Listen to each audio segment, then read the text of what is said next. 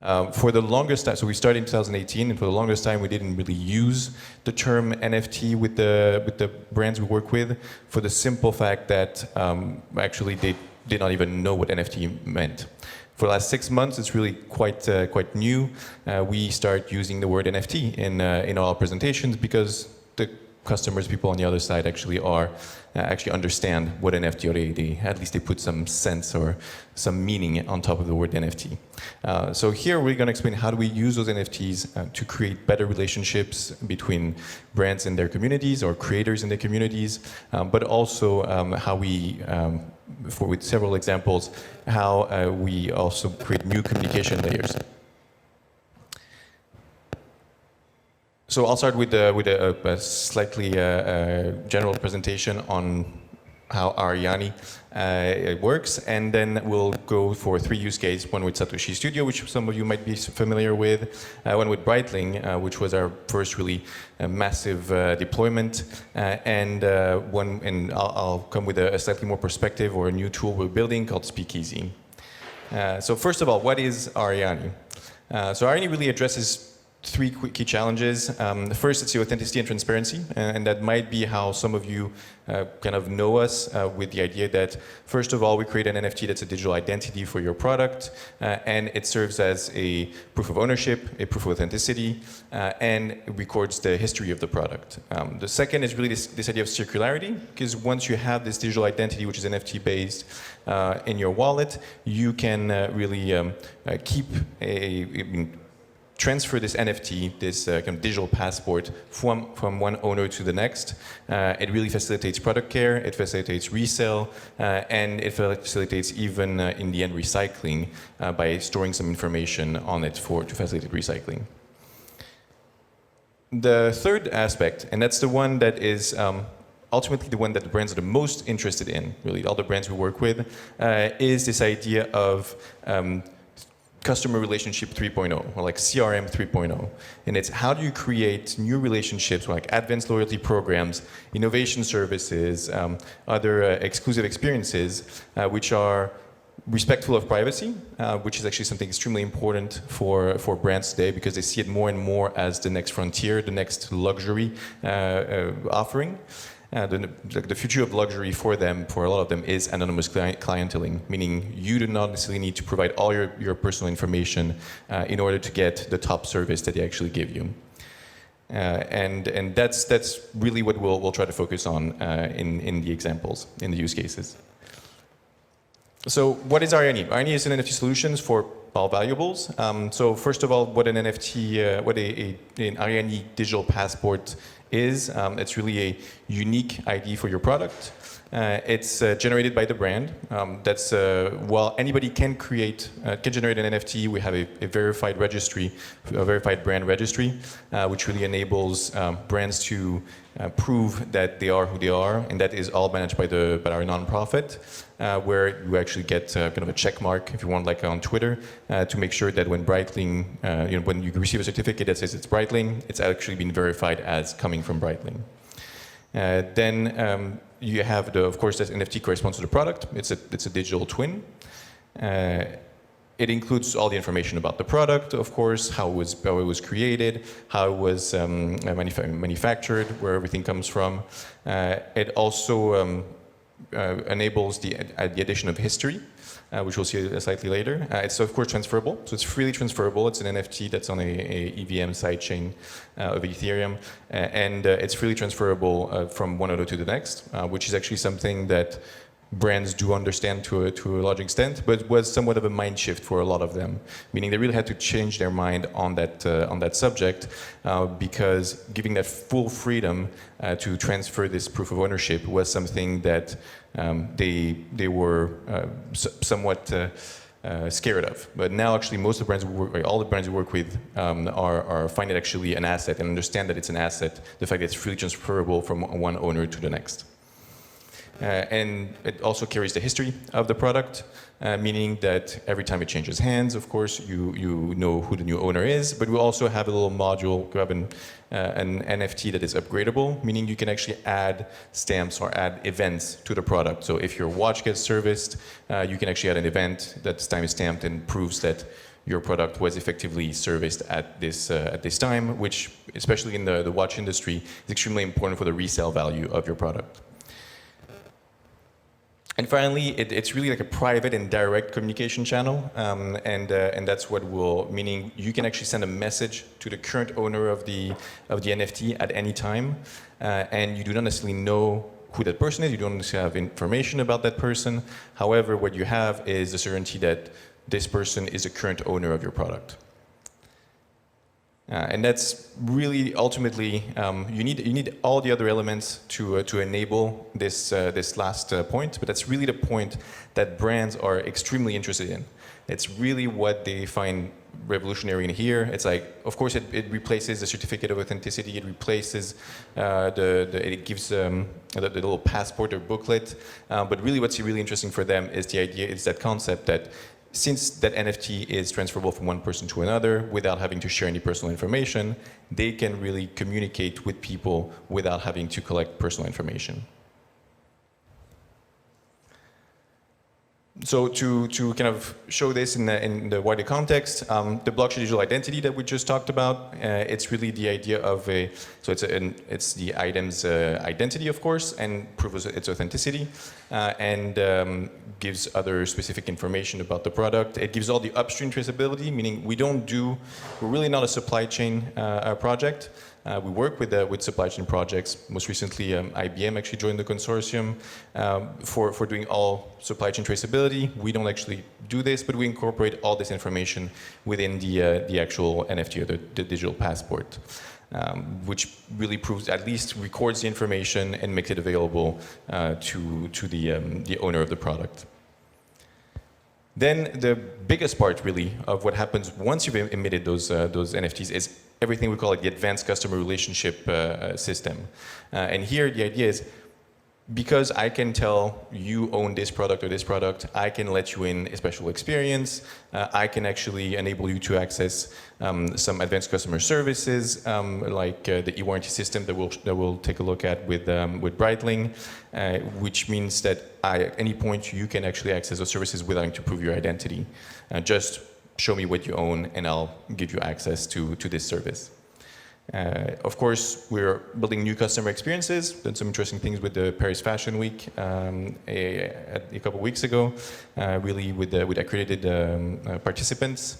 And of course, you have this idea, which is, to us, what we really think where blockchain is the most the strongest use case is what we call downstream traceability, meaning the traceability after you have actually sold the product, meaning once it's in the hand of the owner, because you get the traceability of what happened to the product and to which, every time it changed hands.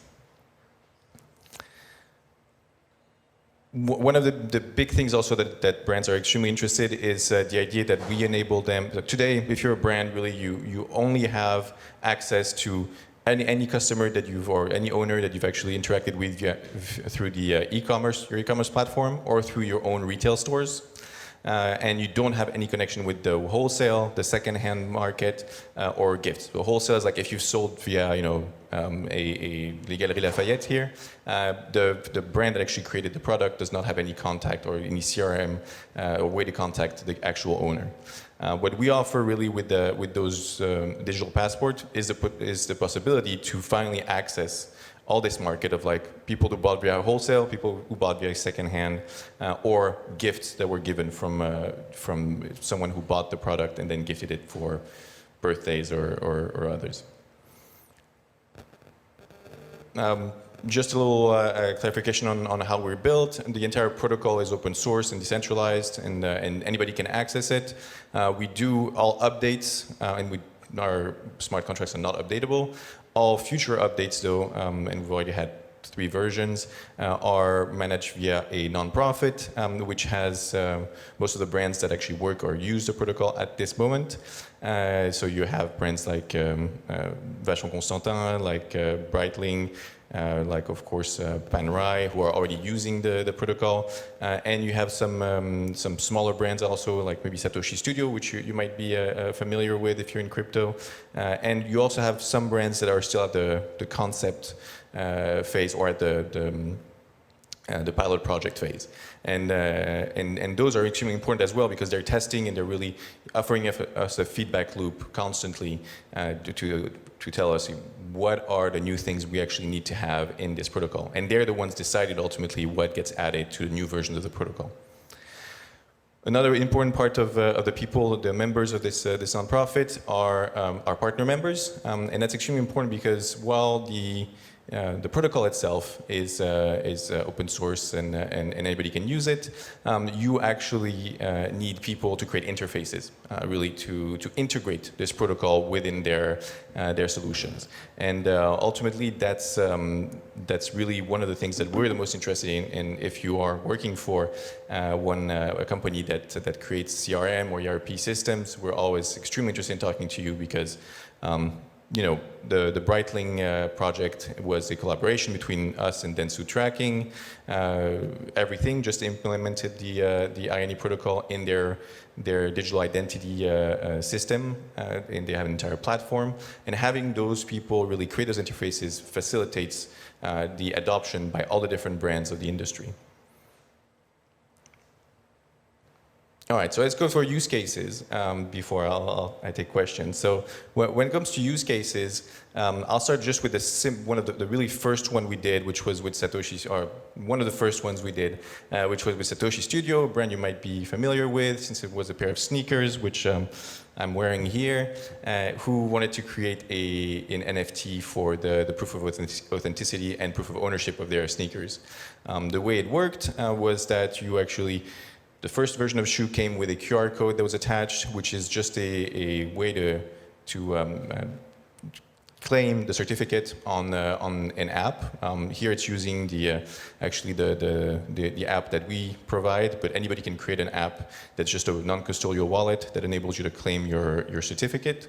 Now actually for the QR code, they're putting it directly on the shoe because they felt like it actually worked quite well in their design. And then the first little interaction that was interesting was that once you claim the NFT, you receive a message from Satoshi Studio. At no point do they know who you are ultimately. All they know is the fact that you actually claimed for the first time a new product. When you transfer the certificate, they keep that message, meaning that when they see that a new person there's a new owner to a product, they actually send you a message as well. And so you get that instant interaction when when you just received your product. You don't know they don't have your email address, they don't have any personal information. All they know is that you just received that product. And so they send a little welcome message and tell you, of course, don't hesitate to contact us if you'd like. And that was it. That was end of 2019, and that was really the first big application that we used. Since then, and I'll go for the second use case in a bit more details. The big thing that we implemented since the beginning of this year. So since January 1st, every Breitling watch comes with an Arianee certificate. And what Breitling did was really recreate their entire e-warranty system around the Arianee certificate. And why did they do that? It's because they're extremely interested in that notion of anonymous clienteling that I talked about. Their CTO is actually really pushing it extremely hard publicly, that idea of the next frontier for luxury is this idea of being able to serve your customer without actually taking their personal information, their email address, their socio-economical background, or any of those. So the way the entire process goes is that when you get your watch, you get a little card, which is kind of traditional in the watch industry, to receive a little card that's your proof of ownership and proof of authenticity with a QR code on it. So you scan that QR code, and it enables you to download once again the NFT in the non-custodial wallet that you have on your phone. And then the main thing that happens is that on slide 5, you actually, within the certificate, there is the potentiality, there is a link that enables you to actually connect directly to the e-warranty system online and it will, without having to, the e-warranty system of Breitling, if you're not using the certificate, actually asks you to create an account, to have an email, to have a password.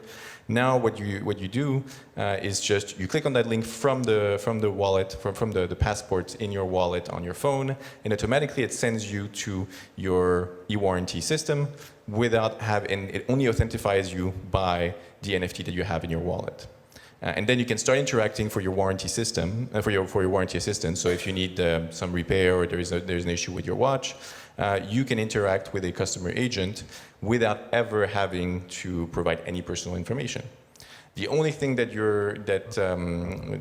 why is that important for Breitling? It's because a lot of those luxury companies have issues with fakes, with people that actually try to get into their VIP programs without actually having, without really owning, being an actual owner of a watch. It's one of the brands we actually talked with explained to me that their VIP system, their registration, because it gives access to the VIP program of the brand, did not have any issues with having people register their products. They had too many people registering products, meaning they had more people registering products than actual products were sold. So people really want that access to this VIP service that the brand actually offers. And here, the only thing what you get here, and what's really the novelty, is this idea that just because you own this NFT on your phone or in your wallet, ultimately, you can access those VIP systems and those services that the brand actually offers.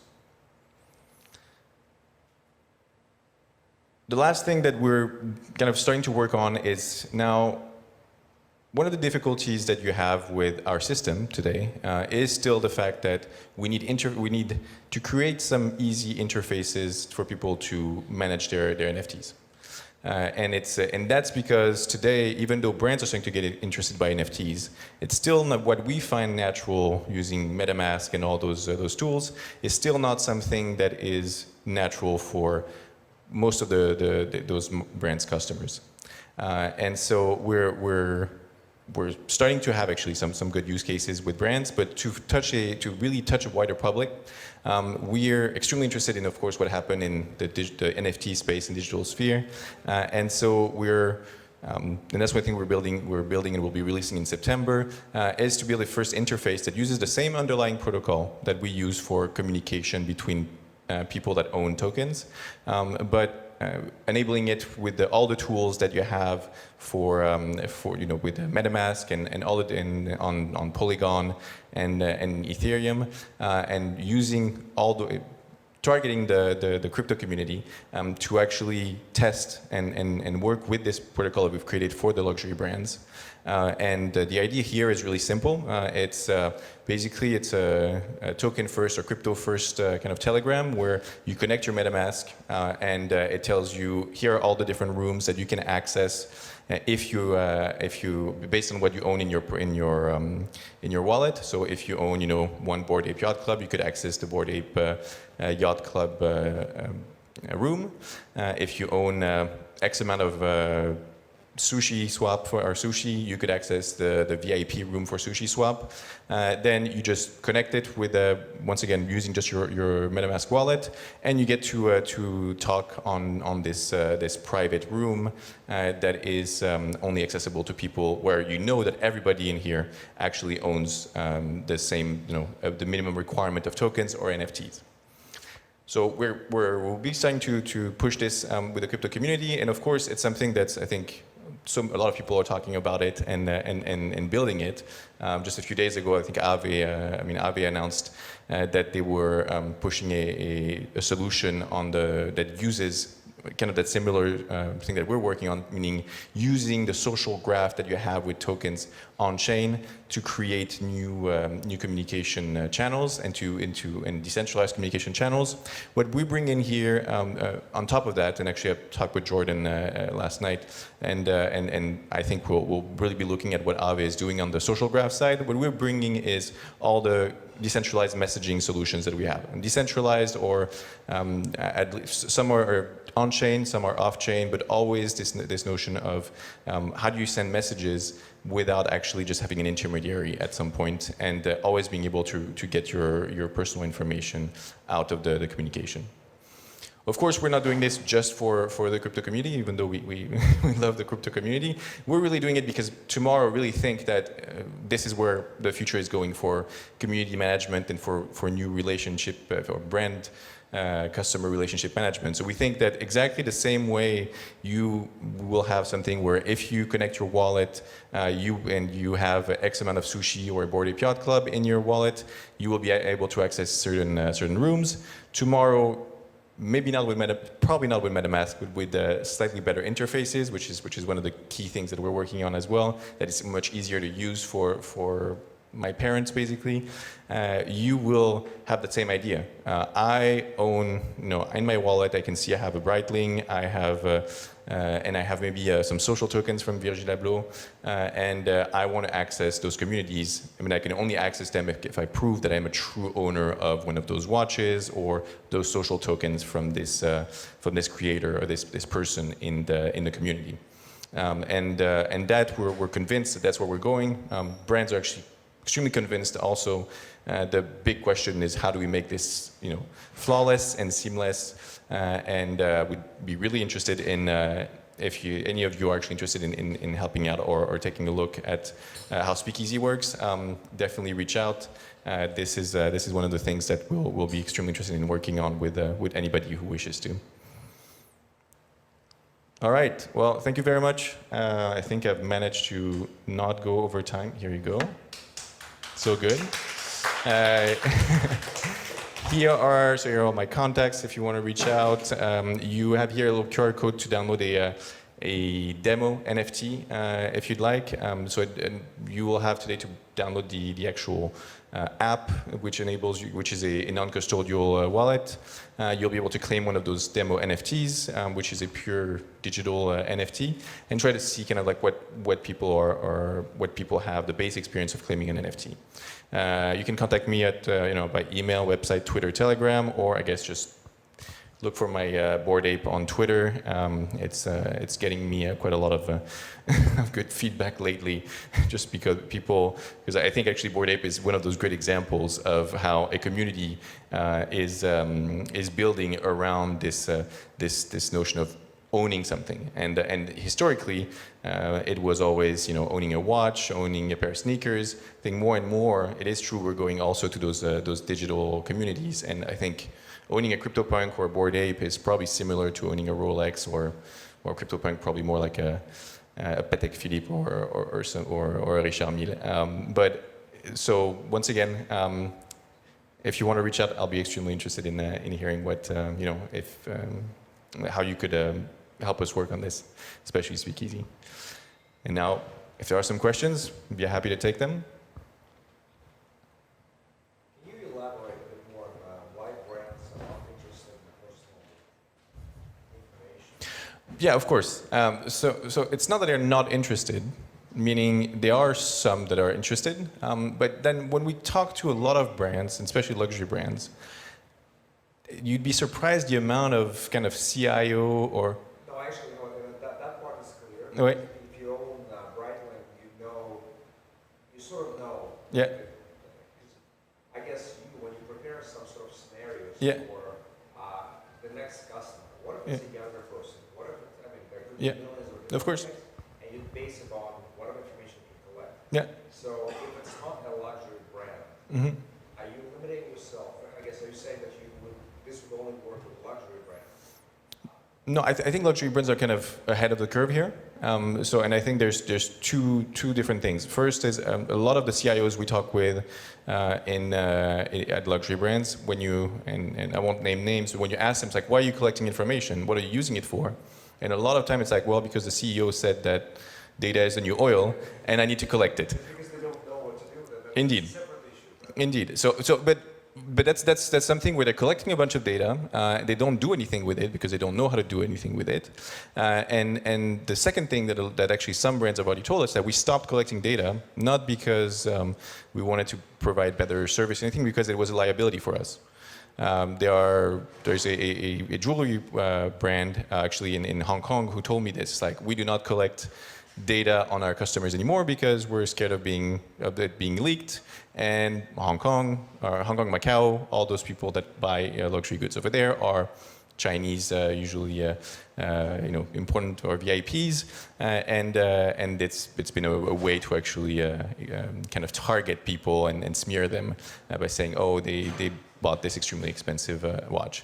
So that's also something that they really tell us. And then there is really, as I said, the Breitling is really adamant about this. It's like they really think it's something that's going to come. It's a demand from the customers, and it's also something that really fits into their idea of a luxurious experience. And now really they say it's anonymity or private by design experiences are the new luxury. That's at least for Breitling, that's one of its motto now. Yes, of course. Besides the NFTs, do you use any other standards? So we're starting to look at 1155, of course, for certain types of product, because NFTs, well, especially on a chain with limited bandwidth, or block size, emitting one NFT per product. When you're starting to scale, is creating some problems for us. So yeah, using one of many solutions is actually something that we're looking into. And then some usual standards. I mean the usual standards, but nothing really novel now. Those are really the two main standards that we're using. Yes? That is an excellent question. And we have the possibility to store an IPFS plus Arweave. Unfortunately, a lot of the brands we work with are like, well, not a lot of them, but several of them, it's a deal breaker to store information in a place where they actually do not know where the information is located. So we had early on to create solutions, well, which is pretty standard ultimately now, but where we actually create a hash of the file and store it directly into the NFT, the file with all the metadata, in order for anybody to be able to replicate the underlying file and be able to prove or reconnect if tomorrow the brand turns off the RPC server they use to store the information. Anybody can actually at least have a copy of the file and prove that it's a correct copy in the NFT. And that was something that when we started in 2018-19 was not necessarily standard. Now it's actually becoming a standard, that's great. But I'm a big believer in IPFS and using Arweave on top of it. I think really makes, because IPFS alone is not sufficient. You actually need also a layer that incentivizes people to replicate those nodes, nodes that replicate the data. And IPFS with Arweave is something we're offering. Well, especially when I try to explain to people when they ask for more detail, and you say, well, it's kind of like BitTorrent, then all of a sudden it's a terrible argument for our luxury group, luxury brands that we work with. It's like, no, we don't want BitTorrent. So you say it's stored on different nodes. You don't necessarily know who it is, but I mean it's extremely secure. Still, it's for them. It's kind of like this idea of I don't know where that data is stored, and so it's a big issue for the data. To add another point on this, we had this issue also with just the idea of the NFT at the beginning. It's like if we don't know who the nodes are, if we don't control the nodes, I guess it's unsafe because this data is stored I don't know where. So the way they actually now understand really NFT as more of a touch point, as a link, is actually something that everybody understands and agrees with it and is okay with the idea that it's just a touch point and it doesn't matter where it's stored. But for the underlying data, it's still an issue, even encrypted and all those, any solution we provide for some brands is just no. A lot of luxury brands actually do not use even the cloud. They want their servers on premises because they want, to really have it with them and to have full control. So excellent question, because it is really one of the challenges that we have with brands. Yes?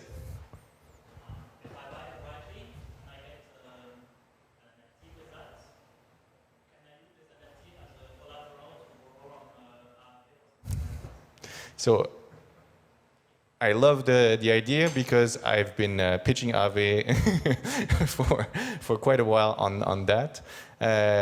So that's something that doesn't exist today, but it's something that I'd like to see, especially on watches. I mean, watches actually really make sense because a lot of the marketing with watches is this idea that your watch is a reserve of value. I mean, Patek Philippe likes to say you never truly own a Patek Philippe, you only hold it for the next generation. And they really sell that idea that it's something that has value over time. And even for the second-hand, and it's somewhat proven by the second-hand market, by the way, because you always hear a lot about Vinted and all those companies that do second-hand luxury or second-hand fashion. But 75% of the sales, it's about 21 billion per year, the resale market for luxury and fashion goods. 75% of that number are watches.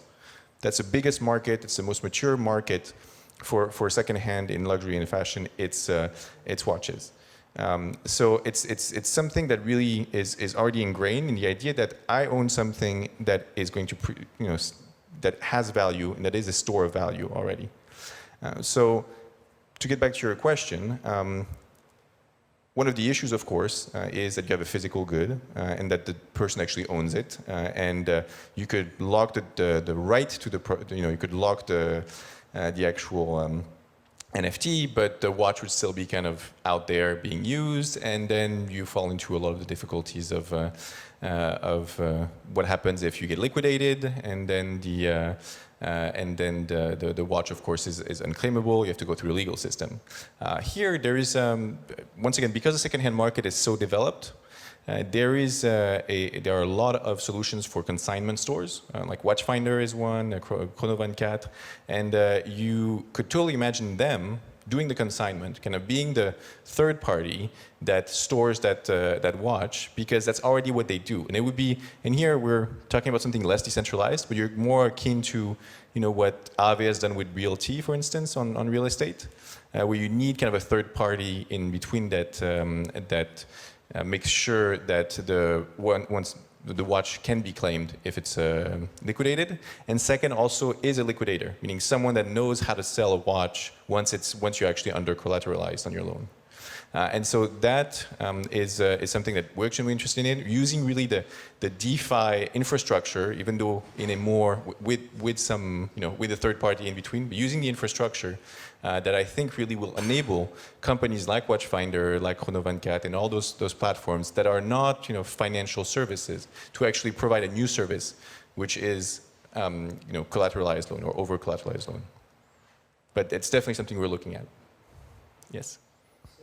What do you think about fashion in the digital world, maybe some Second Life kind of person? Because I don't really understand why I would buy an NFT of a physical watch. Mm-hmm. I mean, I have the thing that proves that I own it is the physical thing, but I cannot understand why you would buy a watch and get an NFT and then you can use it in your digital character. All right. So the little things that next week we're actually doing the first. We have one of our small brands called Agent 33, which is a pretty cool kind of. The Gen Z brand is actually just came out with some sunglasses, and next week they'll be announcing. So I hope nobody really tells this to everybody, but they will be announcing. Yeah, we should be okay. Normally, it's already been said a few times, but that's not the official announcement. But you will be able to claim a digital wearable in Decentraland. So we already have one brand that's ready to do it. It's still something that's a bit on that luxury brands don't quite understand yet. There are some experiments with Gucci, with a few brands that do pure digital, but the metaverse is still some place that is not well understood by brands, but I agree with you. It's coming, and this idea that your digital twin for your physical product is something you can wear also in the metaverse or the metaverses is something that we're of course extremely interested in, and especially for the sneakers market actually, because a lot of sneakerheads just buy sneakers, store them in their in their closet, and never wear them, because if you wear them, you destroy the value. Here, at least you can wear them in Decentraland, the Sandbox, or hopefully maybe one day Fortnite. Who knows? But Fortnite is, as you know, closed system. Yes? A question about Agent 33. What do you think has pushed them away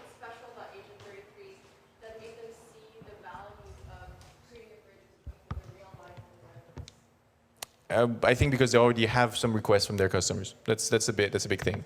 They had looked at different solutions to create some kind of digital fashion, and it is. I have to admit, a little bit to my surprise at the beginning, because I really didn't get digital fashion at the beginning, and I'm starting to get educated on the subject. But there is really a generation, and their focus on Gen Z, I think, is really what makes it something that people understand. Even if they don't actually go into Decentraland, even if they don't already are in those metaverses, they understand this idea of owning a digital fashion in the metaverse. Something that clicks with them.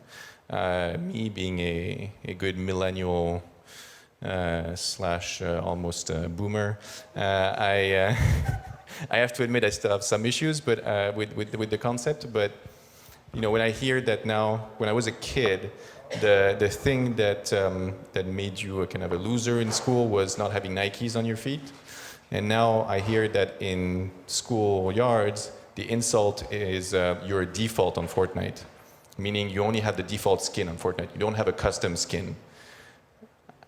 It is what it is. It was stupid back then when you were being singled out because you have sneakers, the right sneakers, and it's still stupid today. But it shows that it's actually become something in the culture, something that people understand, and it's definitely those young generations understand more than others.